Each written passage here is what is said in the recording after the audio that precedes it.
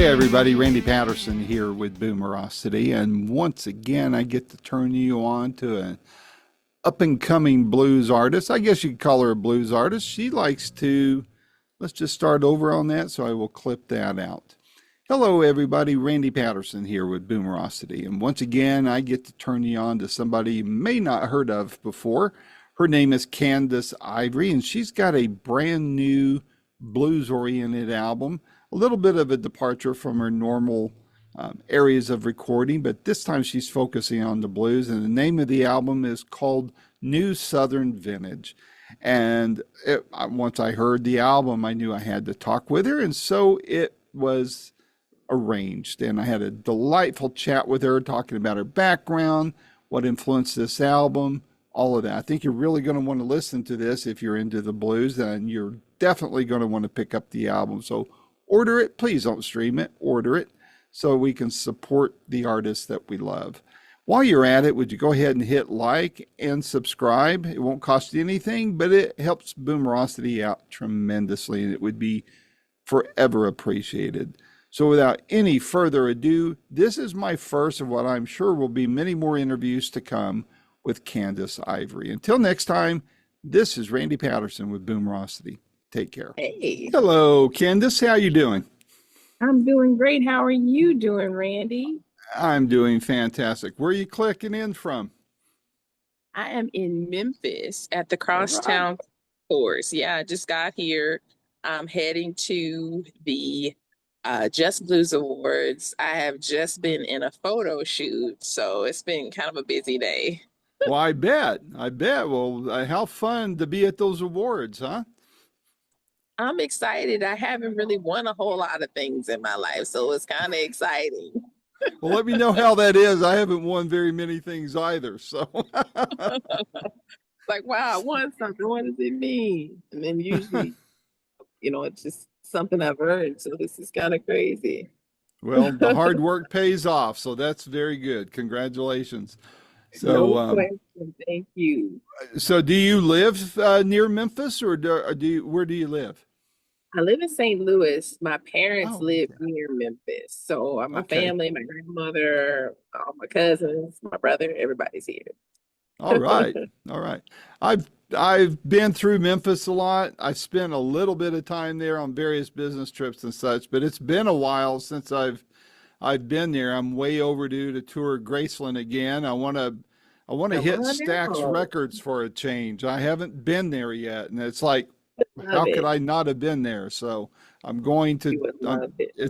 It's on my bucket list to do. Now I've been to a Grizzlies game there once, and that Hey, was that was a few years ago. So let me know when you're coming back through. I'll be happy to tell you all the places to stop. all right, good deal. Well, listen, I love your new album. It's I know your name had been on my radar before, but then when Mark sent me the CD, I was like, wow, I Thank love you. this. So I'm glad I've discovered you and get to talk to you. And before we get into the album itself, won't you tell viewers, say a Reader's Digest version of yourself as far as your career goes? Oh my gosh. It's pretty crazy because it's not really a straight line, it's just kind of like it goes all over the place.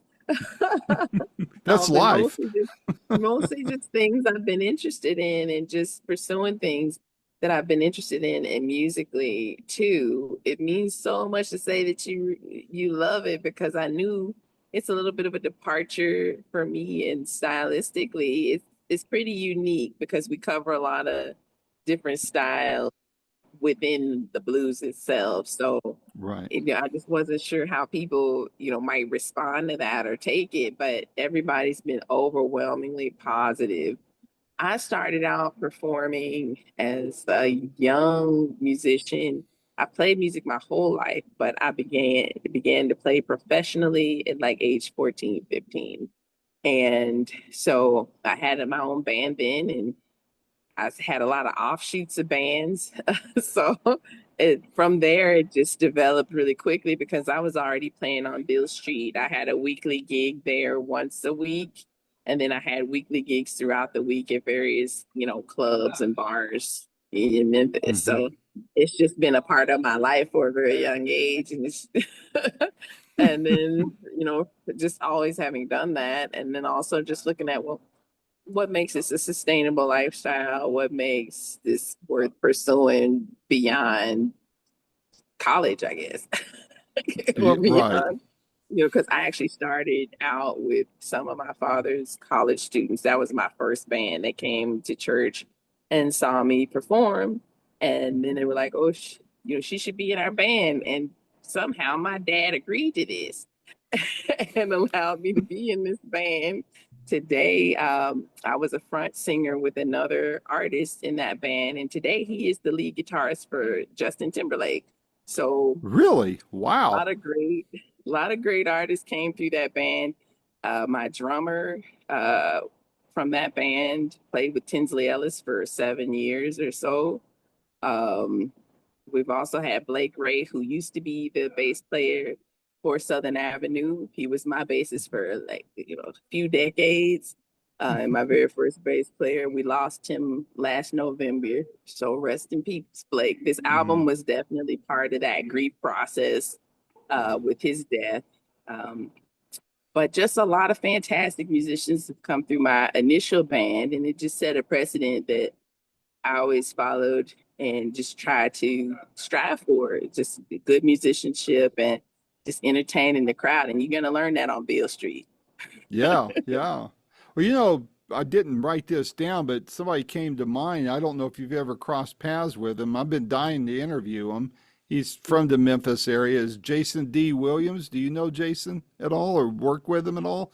I've He not really looks worked and with him. plays like Jerry Lee Lewis on the piano. I mean, he Yeah. looks like he's a madman on there, just like Jerry Lee. And so, there's been some rumors and speculation and such, but amazing pianist from the old style rock and roll, Well, So, Memphis is known. Memphis has the piano convention. We've had so many amazing piano players, everyone from Memphis Slim to Phineas Newborn Jr., Mulgrew Miller, Donald Brown. We got some amazing pianists from mhm. Memphis, and all different schools of thought, all different schools of all styles and different areas of the city.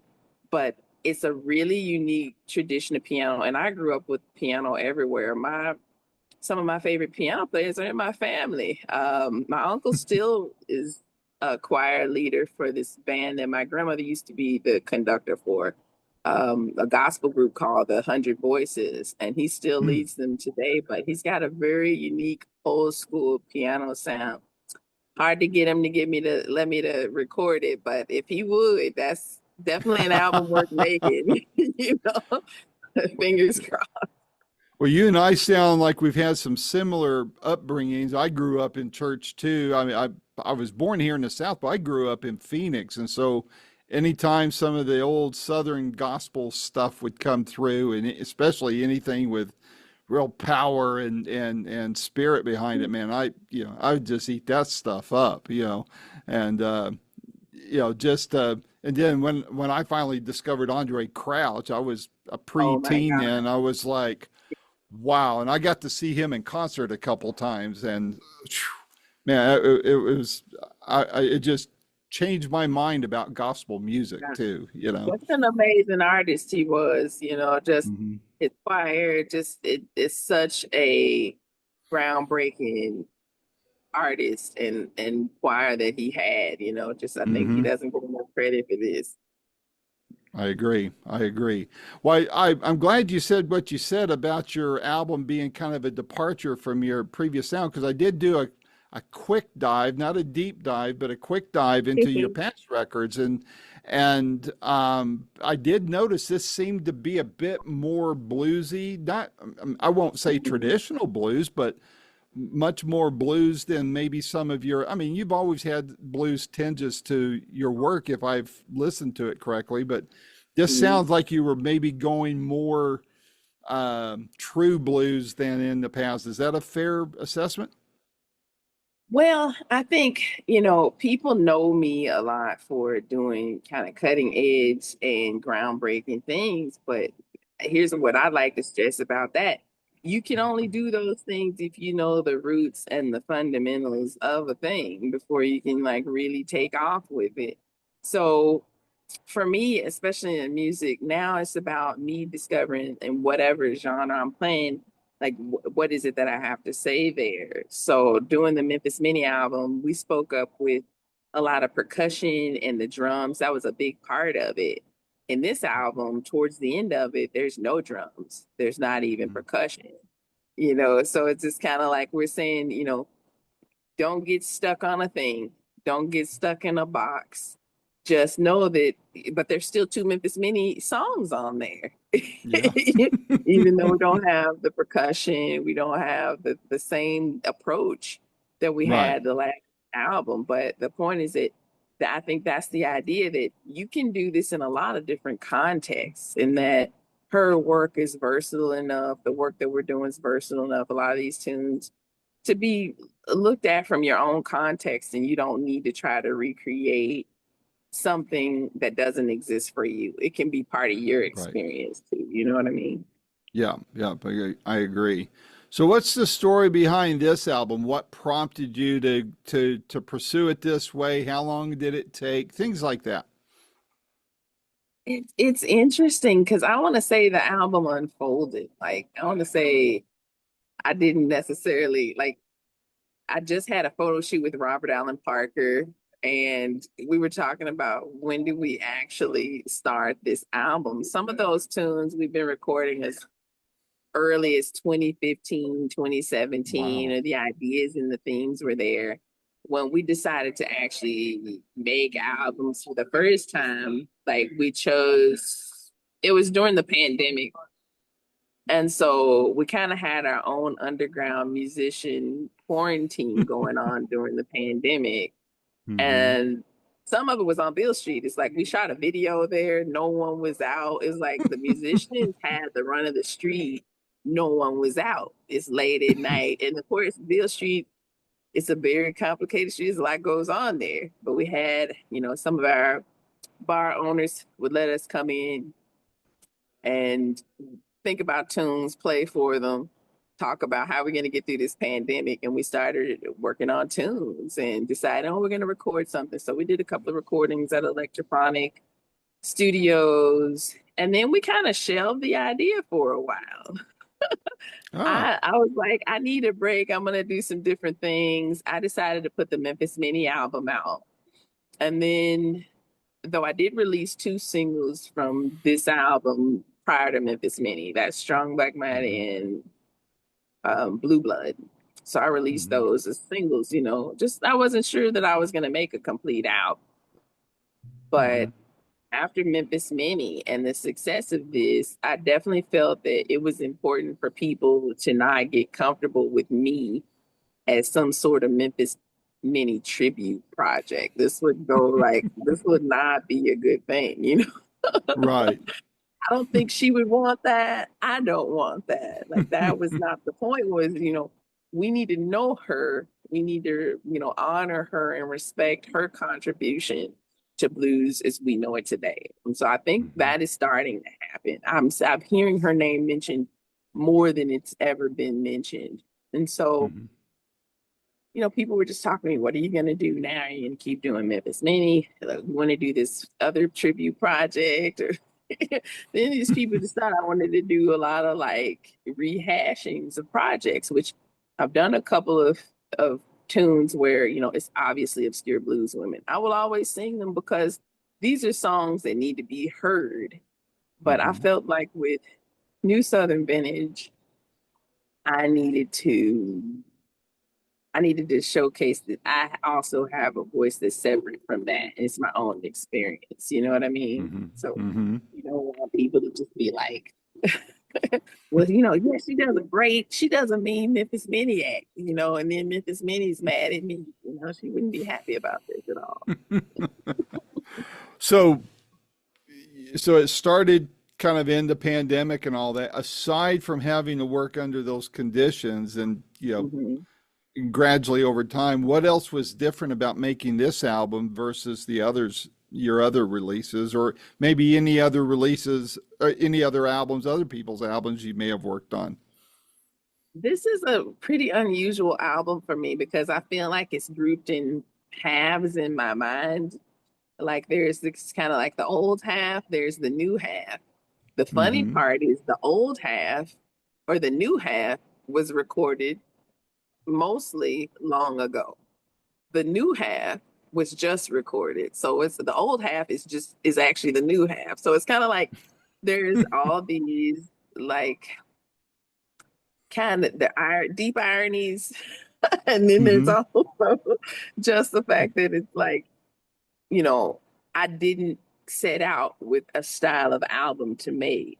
I just Mm-hmm. decided to tell some stories that I like to tell and what speaks to this idea of a lifestyle, which is new Southern vintage. And so I've got everybody on it is, is special in some way. We're close, we're friends, we actually hang out and enjoy each other's company. And Mm-hmm. they've contributed something to the idea and the mindset that, there's something musically here that we have to say that deserves to be looked at and recognized. So I've Mm-hmm. got David Evans here, who's been really instrumental in my family, especially, discovering my uncle Wilroy and, being part of the Fieldstones and helping him achieve the recognition that he deserves. Also, Jimmy Duck Holmes is a mentor to me. Um, I played the blue front and spent time with him and learned his idea of Bentonia blues and the way he tries to present it. So that was really special to have him on it. In fact, I recorded a lot of stuff with Jimmy that didn't ever actually make it to the album. So I'm Oh, asking so there myself, well, we may have a sequel to this then, huh? we might, like, will I revisit that? I was like, for this, like, we're not quite there yet. We've been looking at, doing a little video for Catfish Blues. So that might be coming out pretty soon in the next few weeks here. Hmm. But it was just more so about the fact that I didn't have a set vision for what I needed to make on an album. It just kind of turned into what it needed to be. You know what I mean? Mm-hmm. Mm-hmm. Usually Were I'm there, kind of concerned by go the ahead. start to finish. This time, not so much. Were there any surprises in putting this album together? Something that materialized that you weren't anticipating, maybe? I wasn't expecting Ben Levin whistling on Foolish Pleasure. Like I don't think it's his whistle debut on a project, but I never imagined that we'd have whistling on a project. It's been great to have it's especially him doing it, and he really prides himself on the whistle. So it's a notable thing. Andy Cohen gave a folk tradition definition, which is one of the themes that I like to explore because people ask me like about what I'm doing and about blues today and like blues men and blues women. How does this relate today? I'm like, well, first we need to figure out like what we're talking about. Let's talk. What's a tradition? What Hmm. tradition are we following? I Yeah. think that's important. Everybody's is different, and so we need to figure out what that is. They're not just just big one monolithic idea. Hmm. Um, Hmm. Big surprise. I didn't even expect to put some of the tunes on the album that were there, but they just fit. And then probably the greatest surprise of all was having Antonio Vergara master the project. Mm. Um, because he was not initially slated to do so. But just a series of events, like with the studio I was going to, it ended up needing to be rebuilt. We had a tornado here Wow. in St. Louis. There in St. Louis, I'm in Memphis now.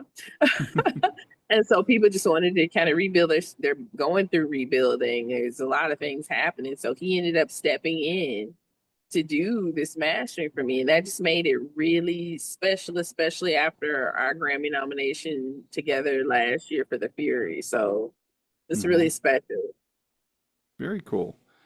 Which song? First of all, I commend you on the number of songs you have on the album because it makes it an extra special bargain for people to Oh, get thank you. you. I kind of being a finance geek, I look at it and go, wow, that's so many cents per hour per song. That's a bargain, you know. So And which had to though, cut I mean, them too. There would have been more on there.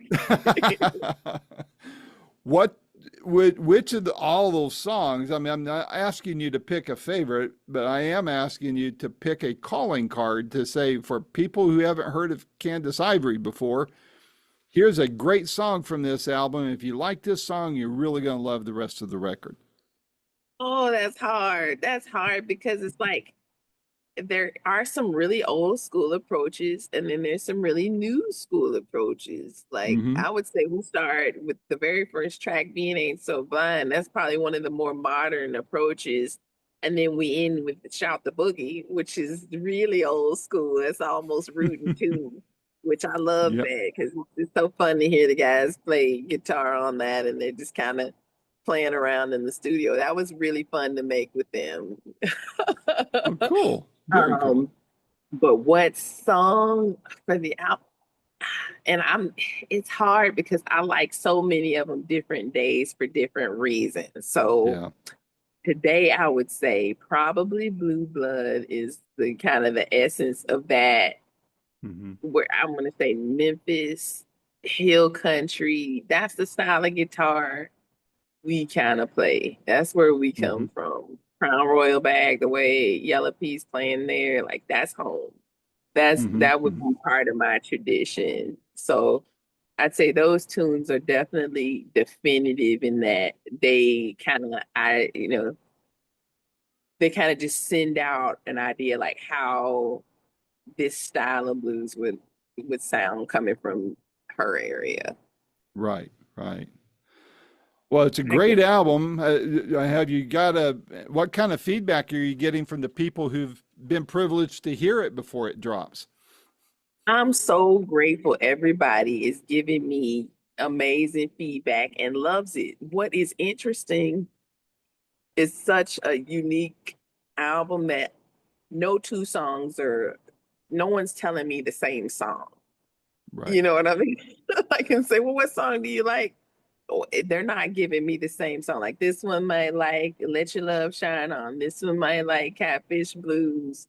And, that's interesting to me, even the song choices, because we ended up doing Catfish Blues because it is such a Southern thing. It's like Mm-hmm. catfish, we equate this with South. So Jimmy and I did a lot of tunes, but that was the one that made it for this particular theme. So that one's probably the label's favorite tune. And that's why we have a video coming out, which you can see soon. Yeah. Um, but then I'll get people who are like, well, Foolish Pleasure, this is a unique tune. And it kind Yeah, of it is. gives like, it's almost giving some Tom Petty vibes sometimes, you know? Mm-hmm. It's Mm-hmm. kind of got a very, Americana, variety there. But I think that's what I'm meant to do on any album. Like it should be a surprise. I want to be loyal to the song, not the idea that it needs to be totally cohesive for somebody. Like, it should be the loyalty should be to the storyline. Right. Right. Agreed. That's why I think makes great artists and great songs is where you can be true to the artist can be true to the spirit of the song and the song can reflect the talent of the artist. That's a Right. perfect match. Right. So, And it's always hard for me to write for myself. Like you don't know how much stuff ends up in the trash. And then if I finally am like, okay, I'm gonna put it out, and then somebody's like, oh my gosh, that line you wrote, that just really touched me. And I'm like, really? It's like I struggled with that all night. So I'm well, always happy. I'm always just appreciative when people are super receptive, which they have been. And you never know because a lot of people hear blues and it's a very, very like they assume that this is a very, very specific thing, and I may not fit into what that specificity might be for them. yeah, I may well, look really different. yeah, well, that's what I'm enjoying about the blues scene now is, I mean, you can only hear the classics performed in the old style so many times. I mean, okay, one person's voice might sound a little different than others, but I think the Mhm. blues has room to grow, and that's why I love seeing artists who are new to me at least. When I get to hear them, is discovering people like you, and it's like, okay, I like this. This is new, but feels familiar at the same time. So Right. I just want people to know, like, somebody actually said to me, I don't know what country I was in, but they were like, you probably can't sing blues because you got all your teeth. I was like, exactly. My my great uncle didn't have them all. And it was a very right, inspiring thing to all us kids because one of the things he managed to make it on the front of the commercial appeal playbook, which is a big deal back home. And of course, yeah, they caught him there and his mouth's open. And he's uh, got, these kind of gaps in his teeth because he didn't have all his teeth. But right, I'm like, obviously, he grew up very poor. Obviously, right. hygiene was a hard thing, but we took this as inspiration to not try to do that, not to recreate this. It's like, Hmm. I'm sure he wanted to have them. you know, I'm like, I'm sorry I have a nice smile, but I'm not gonna get rid of them just to fit your idea of what the blues situation should be. Okay. Worked hard to keep those teeth, right? That's the Look, we take dental hygiene very seriously out here. Thanks to that. I mean, my family grew up very poor, a lot of early dentures and things of this nature. mine So too, my family too. hygiene was So, very, very important to me. hmm well, Sorry, it's a we're new in the wave same. blue. It's a new wave blues situation. I'll still drink moonshine with you. I'm just gonna brush my teeth later, okay? Well, the moonshine might help clean the teeth off with all that whatever those fumes are, right? So, I'm But can I'm we up do here in the both? yeah, well, yeah, yeah. I'm up here in the Smoky Mountains, Candace. So there's, some of that moonshine that might be passed around may have been birthed right up here, maybe up the road from me or something. So, Hey, I need to get up there well, there's a lot of moonshine stores here. So come on up. So, right now. well, what's on your radar? You did the photo shoot today. People are going to be hearing about this album in a little over a month, and so what's on your radar as far as what are you going to be doing in support of this, and then going into next year, what have you got going on? Well, I just came off of a pretty massive touring summer. So I just got back from Brazil. Before that, we did Mississippi, we're in France and Switzerland and Spain earlier. So I was like, I knocked all the touring out kind of a little bit before the album came out. so so I do plan to do some national touring a little further in the year. Right now I'm working on a lot of people have been just asking a lot of questions about Memphis Minnie and a lot of questions about blues women generally speaking. So it's caused me to have to really think about, you know, some of the things I'm going to be doing. I'm teaching some workshops. So I'll be Ah, doing blues in the gorge of Manuka.